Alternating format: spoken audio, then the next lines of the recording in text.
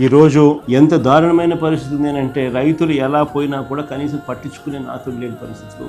వరి రైతులే కాదు, ఈ రోజు అరటి చూసినా అదే పరిస్థితి, మొక్కజొన్న చూసినా అదే పరిస్థితి, పత్తి చూసినా అదే పరిస్థితి, కొబ్బరి చూసినా అదే పరిస్థితి, వేరుశెనగ చూసినా కూడా అదే పరిస్థితి. ఏ పంటకు రేట్లు లేవు. చివరికి ఏ స్థాయిలో ఉంది అని అంటే కేజీ అరటి ₹10 అంట. ఇంకా రైతులు ఎలా బతుకుతారని అడుగుతాం. ఇంతటి ఘోరంగా పాలన సాగుతా ఉంది. అదే ఒకసారి గతంలో మా ప్రభుత్వ హయాంలో ఒకసారి పాలన గుర్తు తెచ్చుకుంటే ఇలాంటి పరిస్థితులు, ఇలాంటి సందర్భాలలో వైఎస్ఆర్సీపీ ప్రభుత్వ హయాంలో గతంలో అప్పట్లో అరటి చీనీ రైతుల కోసం ఏకంగా ప్రత్యేక రైళ్లు నడిపాం. అనంతపురం నుంచి ఢిల్లీకి, తాడిపత్రి నుంచి ముంబైకి, నంద్యాల కర్నూలు నుంచి గజియాబాద్ కు, లక్నోకు ప్రత్యేక రైళ్లు నడిచినాయి. దీనివల్ల రైతులకు దళారీ బెడద తప్పింది. రవాణా ఖర్చు దాదాపు 40% తగ్గింది. ఎక్స్పోర్ట్స్ సైతం పెద్ద ఎత్తున అవైలబిలిటీ లేకొచ్చింది. మా ప్రభుత్వం రాకమునుపు అరటి ఎక్స్పోర్ట్స్ 23,000 టన్స్ ఉంటే మా ప్రభుత్వం 23-24 వచ్చేసరికి 3 లక్షల టన్నులు ఎక్స్పోర్ట్. అరటి ఎక్కడ 23,000, ఎక్కడ 3 లక్షల టన్నులు ఎక్స్పోర్ట్స్ సైతం పెద్ద ఎత్తున అవైలబిలిటీలోకి తీసుకొచ్చినాం.